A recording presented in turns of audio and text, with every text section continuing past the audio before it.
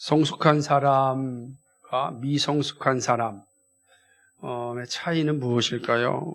모두가 다 성숙한 사람이 되면 참 좋겠는데 그러지 못한 현실이 우리 앞에 있는 걸 보게 됩니다. 아마 여러 가지 차이가 있을 수 있지만 저는 그 가운데 분명한 한 가지는 이기주의와 이타주의의 차이라 생각을 합니다. 이기주의는 우리가 잘 알고 있다시피 자신만을 중심으로 모든 것을 생각하는 그런 자세입니다. 이타주의는 타인을, 이웃을 위한 배려가 있는 그런 삶을 의미합니다. 성숙한 사람은 타인을 위한 배려를 항상 간직합니다. 무엇을 하든지 간에 나만 잘 먹고 잘 살면 그만이라는 생각에서 벗어나서 타인을 위한 생각과 배려를 가지고 있음을 보게 되는 것입니다. 그런데 이런 모습은 신앙의 영역에도 동일하게 나타납니다. 성숙한 신앙이 있고 미성숙한 신앙이 있습니다. 성숙한 신앙과 미성숙한 신앙의 차이는 신앙생활의 차이가 아닙니다. 신앙생활을 오래 했다고 성숙한 신앙이라고 말할 수가 없어요. 신앙생활을 연륜이 짧다고 해서 저 사람 미성숙한 신앙이라 말하기도 좀 어려운 모습이 있습니다. 신앙생활의 연수의 차이가 중요하긴 하지만 그러나 그것이 절대적 차이를 가져오는 것 같지는 않습니다. 그런데 그 가운데서 우리도 한 가지 좀 차별을 생각해 보자면 기도의 모습에서 분명하게 나타납니다.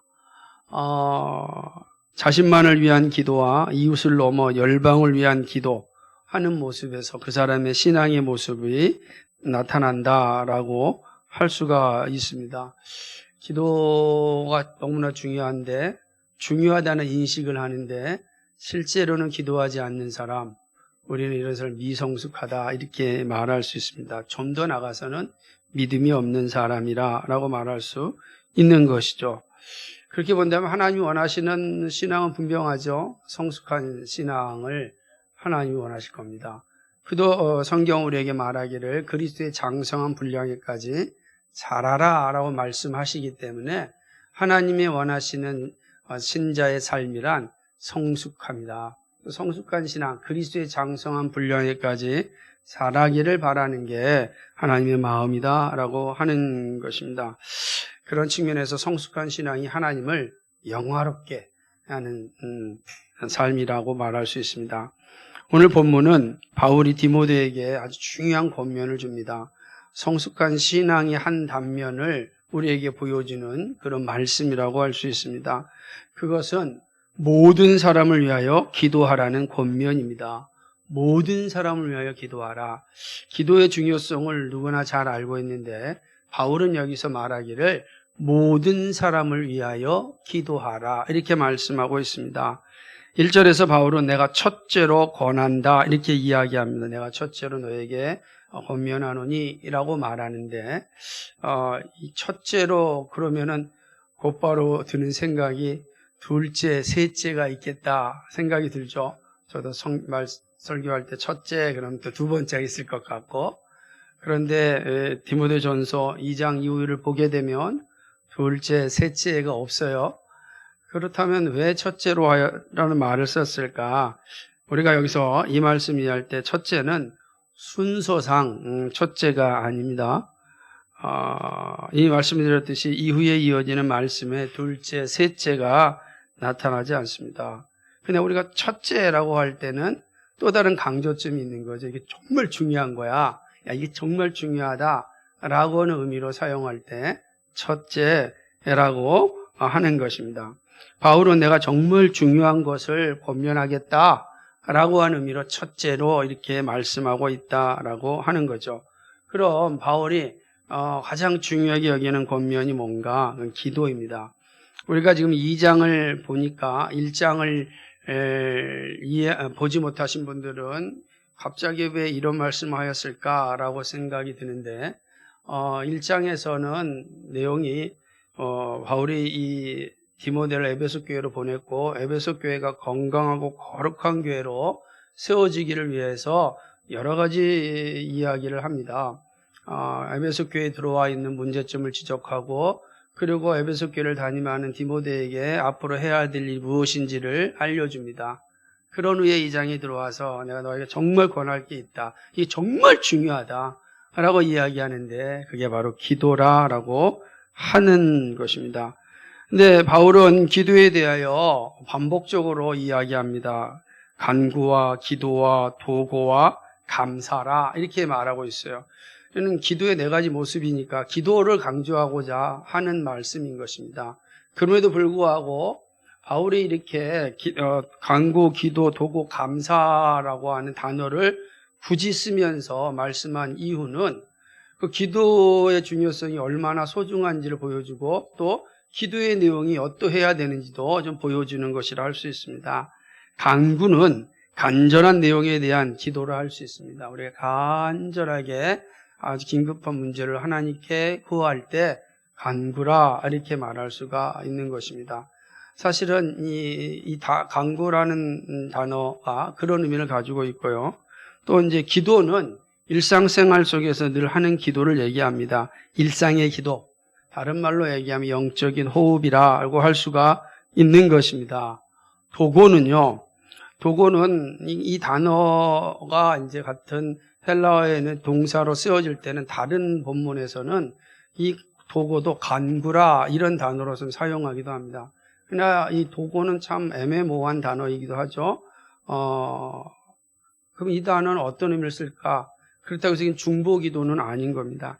영어로는 중재하다 이런 표현을 가지고 있는데 이 도고는 다른 사람을 위하여 탄원하는 중재하는 기도라 이렇게 볼 수가 있는 것입니다.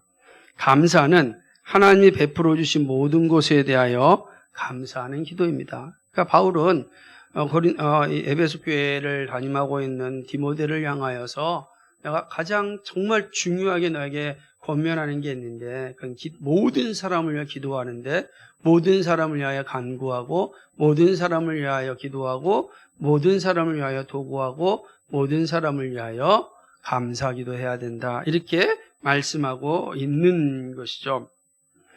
바울은 이 기도를 모든 사람을 위하여라고 합니다. 그러니까 아는 사람만을 위하여 하라는 것이 아니에요. 자기와 가까운 사람만을 위하여 기도하라.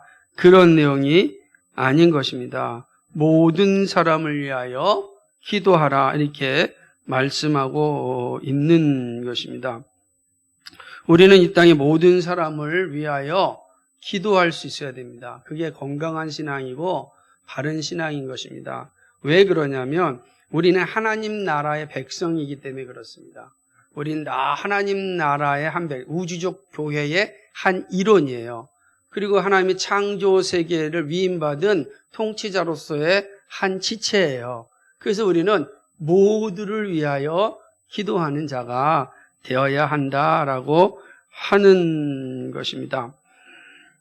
알지 못하는 사람이라 할지라도 기도합니다. 그래서 우리는 선교사님을 위하여 늘 기도하는 이유도 우리 잘 모르지만 그러나 우리 하나님 나라의 일원으로서 이 창조세계 위임 통치를 받은 일원으로서 우리 함께 기도하는 것입니다.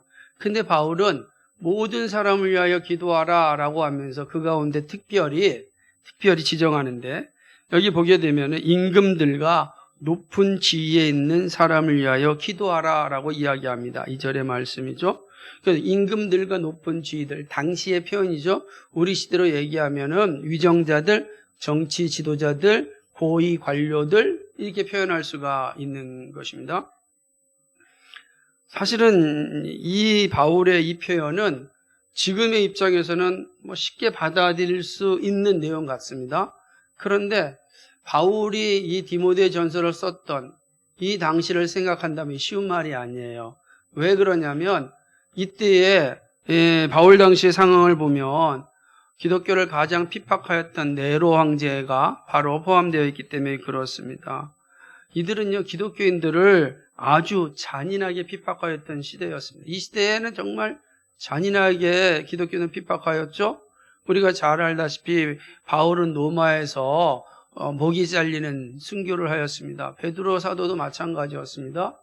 많은 사도들이 끔찍한 순교의 자리에 섰던 것을 우리는 잘 알고 있습니다.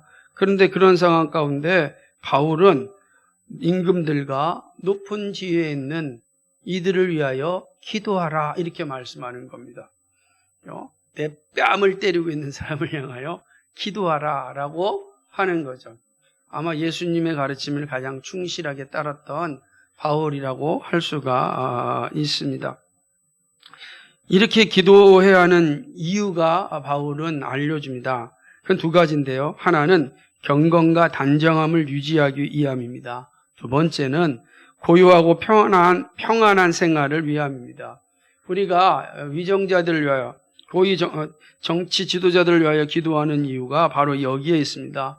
정치가 평안할 때 교회도 평안합니다. 교회가 평안할 때 성도는 경건한 삶에 힘을 쓰고 단정함을 유지할 수 있습니다. 단정함이라고 하는 단어가 참 생소하죠? 이 마치 우리의 몸을 깨끗이 단정하라는 뜻인가, 옷을 잘 입으라는 뜻인가, 막 이렇게 표현할 수도 있는데, 물론 이 말은 여러 가지 의미를 가지고 있어요. 하나는 정직이라는 단어도 이 단정함 속에 있고요. 존경할 만한 사람, 이런 표현도 되고요. 또 품위 있는 사람, 또 순결함, 그러니까 여러 가지 의미를 가지고 있어서 단정함은 어떤 하나로 딱 표현하기가 어려워서 여러 사람들마다 이 단어를 쓸 때에 좀 다양하게 쓰고 있는 것을 이제 보게 됩니다. 아무래도 단어 자체가 주고 있는 함의가 좀 많이 있기 때문에 그런 것 같습니다. 어쨌든 평안한 나라가 경건하고 정직하고 존경받는 신앙을 가지고 신앙생활할 수 있게 하는 것입니다. 이렇게 기도하는 것은 좋은 일이고 또 우리 구주 하나님을 기쁘게 해드리는 일입니다. 그래서 3절에서 이 기도는 우리 구주 하나님을 정말로 기쁘게 해드리는 일이다 라고 말씀하고 있습니다. 선하고 받을 만한 거다라는 것은 하나님께서 기뻐하신다라고 하는 이 함의를 가진 뜻입니다. 그러니까 이것이 우리가 1절, 2절, 3절에서 바울이 앞으로 건강하게 세워질 에베소 교회를 향하여, 그리고 그 교회를 지도할 디모데를 향하여 주신 말씀인 것입니다. 바울은 디모데에게 교회가 바로 세워지기 위하여 중요한 것이 기도임을 분명하게 권면하고 있습니다. 기도만큼 중요한 것은 신앙이 없습니다. 오늘 말씀은 그런 의미에서 우리에게 매우 중요한 가르침을 주고 있습니다. 그 중요한 가르침, 그 교훈이 무엇인지 사례대로 한번 생각해 보고자 합니다. 첫째는요, 기도는 생명수입니다. 생명수. 우리가 목숨을 살리는 거예요. 코로나 상황에서 의사에서 처방을 받을 때 의사가 약을 주면서 두 가지를 이야기하더라고요. 하나는 뭐냐면 물을 반드시 먹으십시오 그래요. 물을 꼭 잡수셔야 됩니다. 그리고 단백질을 반드시 보충하셔야 됩니다. 이렇게 얘기하는 거예요.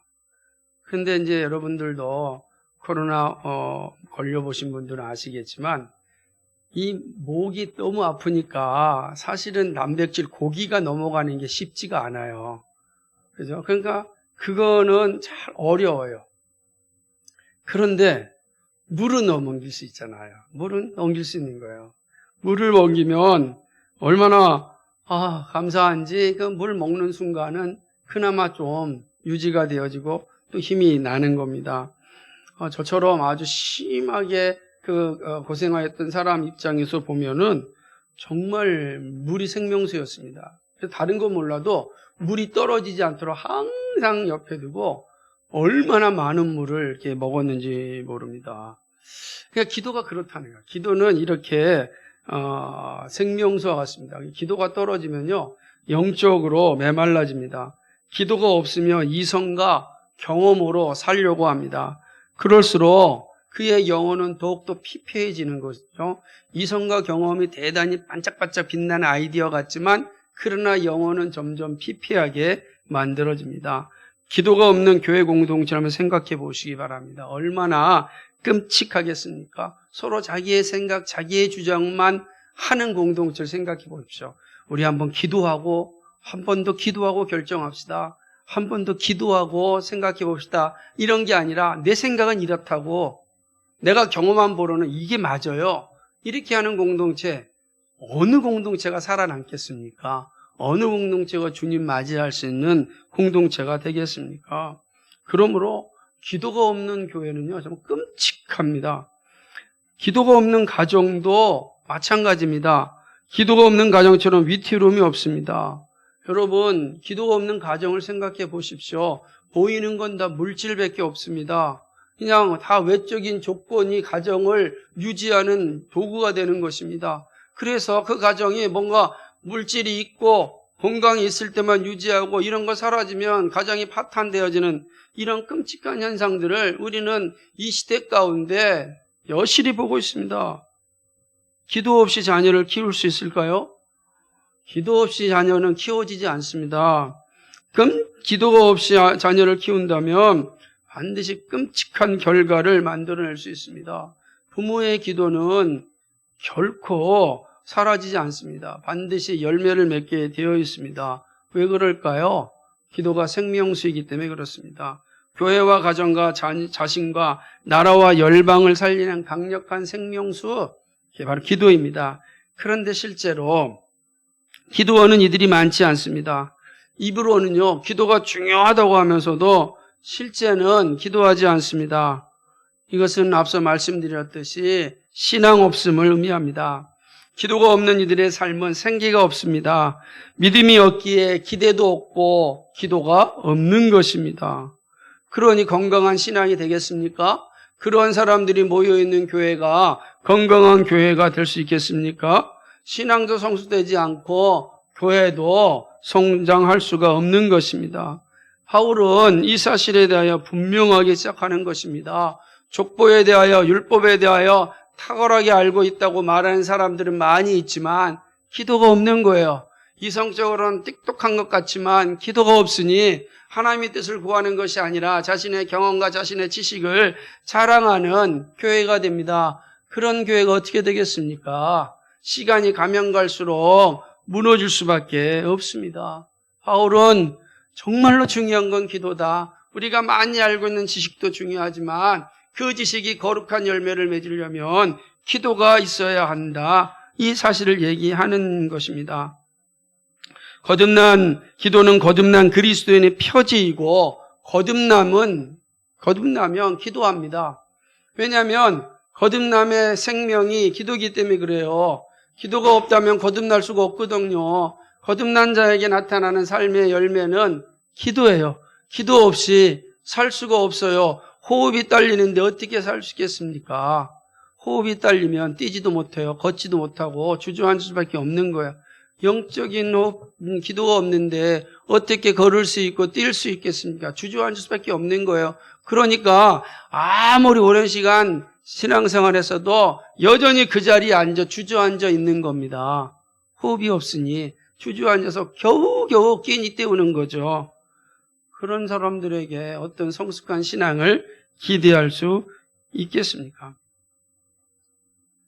더군다나 기도는 나에게서 시작하고 멈추는 것이 아니라 가정과 이웃과 열방을 향하여 나가야 합니다. 그러한 기도는 곧 나의 경건을 위한 강력한 힘이 됩니다. 기도는 교회와 신앙이 너무나 중요합니다. 중요하다는 말에서 끝나면 안 됩니다. 기도의 자리로 가야 합니다. 그런데 이런 기도에 있어서 우선순위가 있다면 어떻게 해야 되겠는가? 그 시작은 항상 그리스도의 몸인 교회여야 합니다. 여러분, 우리의 기도는 교회가 항상 나타나야 되는 것입니다. 그리스도의 몸된 교회를 위하여 기도가 시작되고 가정과 자신과 조국과 열방을 위하여 기도는 흩어져야 되는 것입니다. 기도의 대상은 정해진 것이 아니라 모두를 위하여 기도해야 합니다. 그래서 여러분 생각해 보세요. 나만 위해서 기도하고 오직 내 문제만 놓고 기도한다면 그건 지역신을 섬기는 거나 마찬가지잖아요. 그죠? 비나이다 좀 잘해주세요 신령님. 그거나 무슨 차이가 있겠어요. 기독교는 그런 종교가 아니란 말이에요. 모든 사람을 위하여 기도하라. 여러분, 나를 위하여 기도할 때 이웃을 생각해야 되고 조국과 열방을 생각할 수 있어야 되는 겁니다. 이것이 바로 바울이 이 힘들고 어렵고 고통받는 상황 가운데서도 교회가 할 일이 무엇인지, 참된 신앙의 모습이 무엇인지를 담대하게 전하고 있는 것입니다. 특별히 기도의 자리에 이념과 지역과 학별과 지역색이 존재할 수 없습니다. 기도는요, 이런 것을 뛰어넘는 겁니다. 기도는 우리가 감당하는 것입니다. 간절하게 기도하고 타자를 위하여 기도합니다. 아프고 슬프고 고통받고 있다면 힘을 다하여 도고 기도합니다. 그리고 작은 일에도 이루어 주심에 감사해야 됩니다. 기도는 이렇듯 우리의 생명수입니다. 여러분, 이 생명수를 풍성하게 마실 수 있기를 주님의 이름으로 간절히 소망합니다. 두 번째는요, 위정자를 위한 기도는 신자의 책무입니다. 책임이란 뜻이죠. 모든 사람을 위하여 기도하는 겉면에는 위정자를 위한 기도가 중요한 자리를 차지합니다. 바울 당시의 위정자들은요, 기독교를 좋아하지 않았습니다. 바울도 베드로도 순교하였습니다. 바울은 자신을 죽이는 그 황제를 얼마든지 미워할 수 있습니다. 그런데 바울의 태도는 황제를 위하여 기도하라는 거예요. 황제를 위하여 기도하라. 이게 그리스도입니다. 우리는 이 장면에서 이 사실을 볼 수 있어야 되는 것입니다. 정치 지도자를 위하여 기도하라는 것은 당시의 상황이나 지금의 상황이나 중요합니다. 대한민국을 위하여 기도하는 만큼 북한과 열방을 위하여도 기도해야 됩니다. 여러분, 그러니까 우리 조국을 위해 정말 기도해야 돼요. 그리고 이 분단된 땅, 이 북한을 위해서도 우리는 기도하는 걸 쉬면 안 돼요. 동시에 열방을 위하여서도 우리가 기도할 수 있어요. 특별히 고난받고 있는 지역을 위하여 기도해야 됩니다. 제가 지난주에 나이비리아인가요? 한 소녀가 기독교 진리를 말하였다가 동료 학생들에 의하여서 구타와 그리고 이렇게 불로 태워 죽였답니다. 여러분 생각을 해보세요. 우리가 왜 기도해야 되는지 그런 사건들을 보면 선명해지는 겁니다. 예? 그러니까 기독교는 이념과 학벌과 지역세 이걸 뛰어넘는 거예요. 그러니까 내가 원하지 않는 좋아하는 대통령이 됐으니까 기도하고 내가 좋아하지 않는 대통령이 됐으니까 미워하고 이거는 기독교인의 자세가 아닌 거예요. 기독교는 그걸 뛰어넘는 거예요.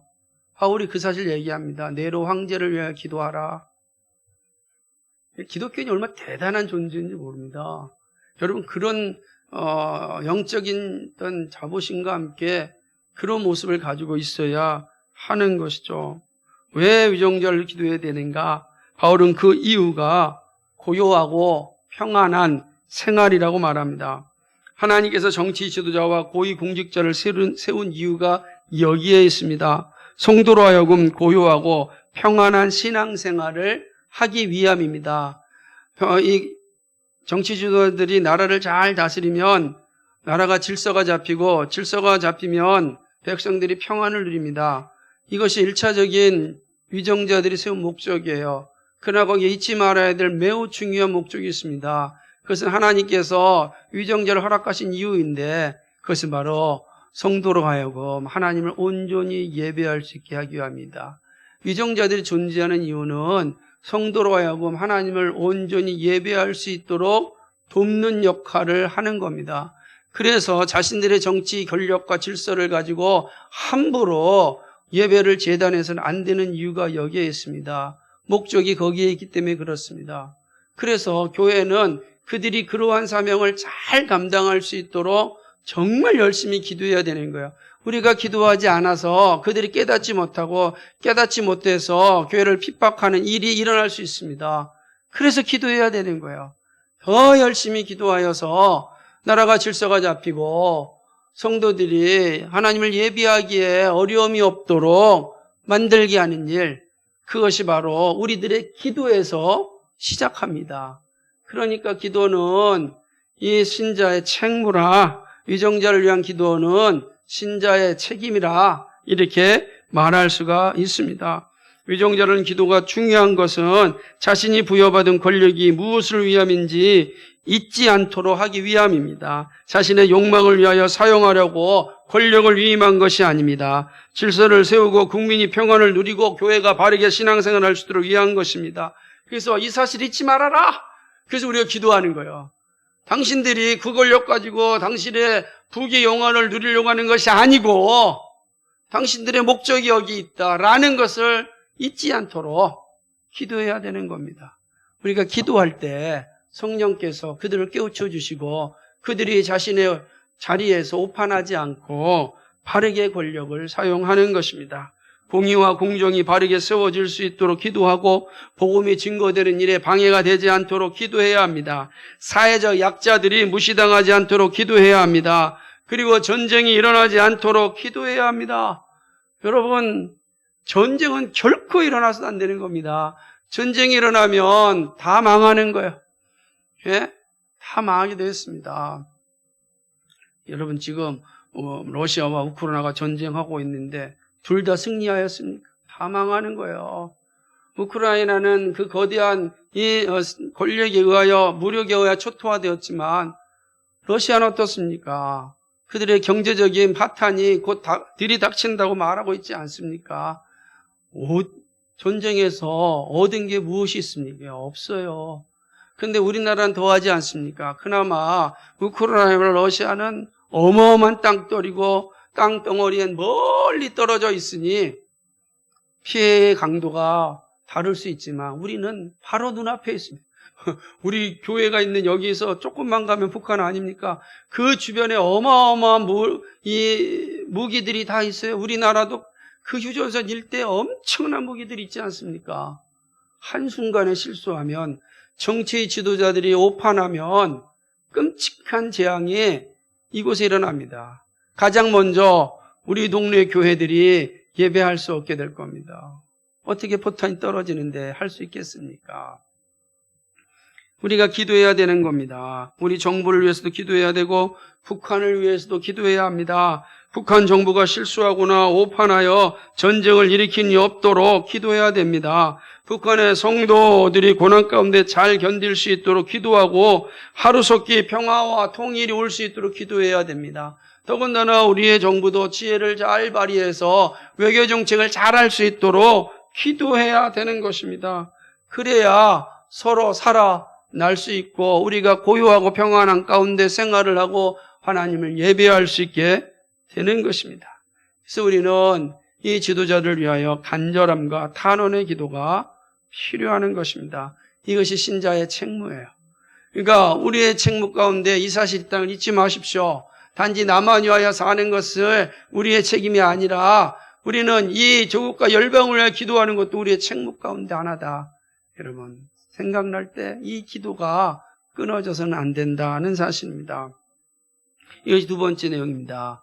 마지막 세 번째는 위정자를 위한 기도는 경건과 칭찬받는 삶을 살게 하기 위함입니다. 기도가 중요함을 반복하여 말해도 과함이 없습니다. 바울은 위정자를 위한 기도를 강조하면서 그 이유는 신자의 경건과 단정함이라고 하였습니다. 위정자를 위하여 기도하면서 신자들에게 주어지는 일은 경건과 단정함입니다. 단정함. 저는 아까 앞에는 제가 말씀드릴 때 정지, 그다음에 존경받는 삶, 품위 있는 모습 이렇게 표현했는데 그 세 가지를 하나로 다 묶을 수 있는 단어는 없을까? 저는 그래서 칭찬받는 삶이다. 우리 교회처럼 삼위 하나님을 찬미하고 온 백성에게 친송받는 교회라 그랬어요. 우리 거기 중요하잖아요. 하나님께서 교회를 예루살렘의 첫 번째 교회를 세웠고 그 교회를 통하여 하나님이 원하신 것 가운데 하나가 뭐냐면 삼위 하나님을 찬미하는 것이고 온 백성에게 친송받는 것이다. 친송받는. 그 교회가 지역사회에 있고 열방 가운데일 때 칭찬받는 것처럼 복된 게 없잖아요. 칭찬받으려면 어떻게 되겠습니까? 그죠? 정말로 정직함과 또 존경받는 삶과 품위 있는 모습이 있어야 칭찬받지 않을까. 그것이 없는 칭찬이란 존재하지 않는 것입니다. 그러므로 바울은 이 위종절은 기도는 여러분의 경건과 칭찬받는 삶을 살게 하기 위함이다 라고 말하는 것입니다. 경건이라는 것은 바울이 정말 중요하게 언급하는 단어입니다. 바울이 쓴 목회서신이 있어요. 디모데전서, 디모데후서, 디도서.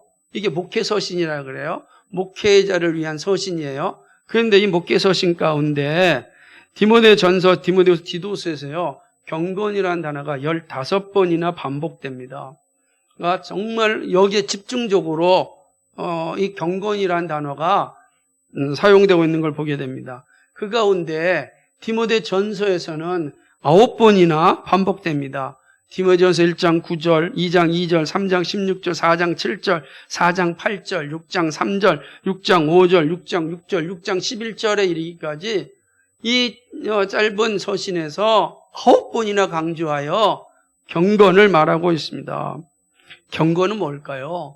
경건은 일상의 삶에서 하나님께 순종하고 하나님을 영화롭게 하는 자세를 의미합니다. 내가 일상의 삶에서 하나님께 순종하고 그 하나님을 영화롭게 하는 삶, 그 경건이에요, 경건. 너희가 경건에 힘쓰라 라고 할 때는 일상의 삶에서 하나님께 순종하고 하나님을 영화롭게 하는 삶을 살라, 힘써야 한다. 그런 의미인 것입니다. 위정자의 역할이 여기 있습니다. 신자들이 경건에 힘쓸 수 있도록 돕는 일입니다. 여러분, 이정자들이 잘못된 정치를 향하여 나라가 혼란스럽다고 하면 어떻게 되겠습니까? 그죠? 우리도 독재 시대를 겪었고 전쟁 시대를 겪었습니다. 여러 시대를 겪으면서 이게 얼마나 중요한지를 느끼고 있습니다. 지금은 이제 민주화 시대 아닙니까? 이 시대 역시 마찬가지입니다. 이번 대통령은 취임사에서 자유를 35번이나 강조했습니다. 제가 우리 교단신문에 윤석열 정부에게 바란다는 칼럼을 쓰면서 조사해 보니까 정말 이 자유를 많이 강조하였더라고요. 정말 중요하죠. 민주주의 사회의 핵심 자유니까요. 그동안에 논란됐던 게 민주주의냐 자유민주주의냐 막 싸웠는데 그러다 보니까 자유를 더 강조한 거예요. 앞선 정부는 민주주의만 강조하고 우리는 자유민주주의를 강조한다. 그런 의도가 다분히 섞여 있는 말이었습니다. 그러나 저는 이 시대는 어째 민주주의 사회고 자유민주주의 사회입니다. 그렇기 때문에 우리가 평안을 가지고 하나님을 예배할 수 있는 것이 분명합니다. 그러나 만약 민주주의 사회가 깨진다고 생각해 보십시오. 자유가 박탈당한다고 생각해 보십시오. 우리가 경건에 힘쓸 수 있는 일이 있겠습니까? 그러므로 위정자를 위하여 기도하라라고 이야기하는 것입니다. 기도는 일상의 삶에서 하나님께 순종하는 일을 하게 합니다. 기도가 없으면 순종할 수 없습니다. 순종은 기도가 동반될 때 가능합니다. 왜냐하면 연약한 우리의 신앙은 쉽게 사단의 유혹에 빠질 수 있습니다. 이 유혹을 이기게 하는 것이 바로 기도입니다. 기도할 때 성령께서 우리를 지키시고 인도하시기 때문입니다. 또한 기도는 일상생활 가운데 하나님을 영화롭게 하는 삶을 살게 합니다. 하나님의 이름을 높이고 예배의 자리에 이르러 하나님을 찬송하게 합니다. 기도가 살아있으면 예배의 자리가 소중하고 행복합니다. 기도하는 사람은 예배의 자리를 사모할 수밖에 없어요. 왜 그렇죠? 예배의 자리에서 하나님의 말씀을 듣고 하나님을 만나는 그런 시간이기 때문에 정말 예배의 자리를 사모합니다. 그러나 기도가 없으면 기대가 없으니까 기대가 없는 사람들이 무슨 예배를 소중히 여기고 사모하겠습니까? 마치 그냥 의식적인 공간, 시간, 어떤 회사 출근하듯이 출근 도장 찍듯이 하는 것처럼 비참한 게 어디 있겠습니까? 기도하지 않으면 그렇게 가는 거예요. 그러나 기도는 우리로 하여금 일상에서 하나님을 영화롭게 하는 거예요. 그 영화롭게 하는 것 가운데 하나님의 이름을 높이고 하나님을 만나고 하나님을 칭송하는, 송영하는 이 예배를 기뻐하고 기대하는 것입니다. 그것이 바로 경건입니다. 기도는 경건의 삶을 살 뿐만 아니라 칭찬받는 삶을 살게 하는 거죠. 정직한 삶을 살게 하고 존경받는 자가 되게 합니다. 그래서 이웃들로 하여금 칭찬받는 그런 삶의 자리에 되게 하는 거죠. 칭찬은요, 쉽게 받을 수 없습니다. 그죠? 누가 나를 칭찬할 때 그냥 마음대로 칭찬합니까? 그러지 않아요. 칭찬받는 사람들은 다 칭찬받을 만한 그런 모습을 가지고 있는 것 아니겠습니까? 정직하고 겸손하고 사랑하고 배려하고 이타적인 그런 삶을 살 때 주어지는 거예요. 칭찬은 받는 게 아니라 주어지는 거예요. 나한테 주어집니다. 얼마나 그게 아름다운 모습인지 모릅니다. 그런데 우리의 부패한 본성은 이타적인 삶을 살게 하지 않습니다. 그래서 이타적인 삶 역시 성령의 지배를 받아야 되는 것입니다. 인간의 노력으로 되는 것 같아도 오래가지 못합니다. 그래서 성령 하나님의 인도하심이 필요한 것입니다. 바로 여기에 기도의 능력이 있습니다. 그래서 우리가 이 경건과 이 칭찬받는 삶을 우리가 사는 것이 성도의 자세예요. 그런데 이러려면 이 나라가 평안해야 되지 않겠습니까? 아름다운 질서가 세워져 있어야 되는 것입니다. 그래서 바울은 위정자를 위하여 기도해라. 위정자를 기도할 때 그 기도의 이유는 그들이 잘 되는 거 그 자체에 있는 것이 아니라 너희가 경건과 칭찬받는 삶을 살게 하기 위함이다. 이게 매우 중요한 의미가 있습니다. 그래서 우리는 이 생명수와 같은 기도 그리고 모든 삶을 기도해야 되고 그리고 특별히 위정자를 위해 기도하는 이 자세를 잊어버리면 안 되는 것입니다. 예, 말씀을 맺겠습니다. 바울은 모든 사람을 위하여 기도할 것을 권면하였습니다. 교회의 기도가, 성도의 기도가 가족과 지역에 머물지 말고 하나님 나라를 위하여 확장되어야 함을 강조합니다. 특별히 정치 지도자를 위하여 끝까지 기도할 것을 강조합니다. 기도는 그 무엇보다도 우리에게 생명을 가져다 주기 때문에 그렇습니다. 그리스도인의 기도는 영적인 평안을 위하여 간구합니다. 복음이 세상 끝까지 이르러 나라와 지도자를 이룰 수 있도록 나라와 지도자를 위하여 기도해야 하는 것입니다. 여러분, 한 사람의 지도자가 오판하고 욕망에 쌓이면요, 끔찍한 일이 일어나는 것입니다. 정말로 그 한 사람의 지도자의 오판이 얼마나 무서운 결과를 만들어내는지 이번에 우크라이나 사태도 그렇고 9.11 테러 사태도 그렇고 아프간 사태도 그렇고요. 참 우리가 이 부패한 인간들이 살아가는 세상 가운데 끔찍한 역사들을 참 많이 봅니다. 그 일들이 지금 우리가 사는 이 땅 가운데 일어나지 않음에 대해서 감사해야 됩니다. 동시에 이러한 끔찍한 일이 더 이상 이 땅 가운데 하나님의 나라 가운데 일어나지 않도록 위하여 기도해야 됩니다. 정말 우리가 할 일입니다. 저건 내일이 아닌데 라고 살면 안 되는 거예요. 지금 우리가 얼마나 끔찍하게 이기주의적 이 사회 속에 살고 있습니까? 옆에서 사람이 쓰러져도 관심 두지 않고 맞아도 관심 두지 않고 굶어 죽어도 관심 두지 않습니다. 오직 개인적인 평안과 풍요만을 위하여 살아가고 있는 시대 아닙니까? 이러한 시대에 하나님께서 우리를 세우셨습니다. 모든 사람을 위하여 기도하라. 모든 사람이 살 수 있는 일들을 위하여 너희가 힘을 써라 라고 말하는 것입니다.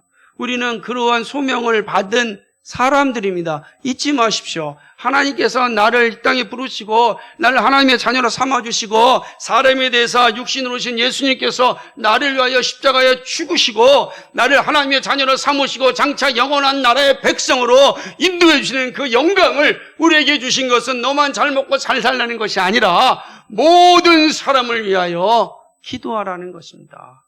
그래서 우리 교회의 12가지 실천 가운데 그러지 않습니까? 우리는 작지만 큰 일을 감당하고 변방에 좀 중심을 깨워야 된다. 그 일들도 우리가 해야 될 일이고 여러분이 해야 될 일이에요. 그것이 참된 그리스도인의 모습이다라고 하는 것입니다. 특별히 우리는 여전히 전쟁 국가임을 기억하셔야 됩니다.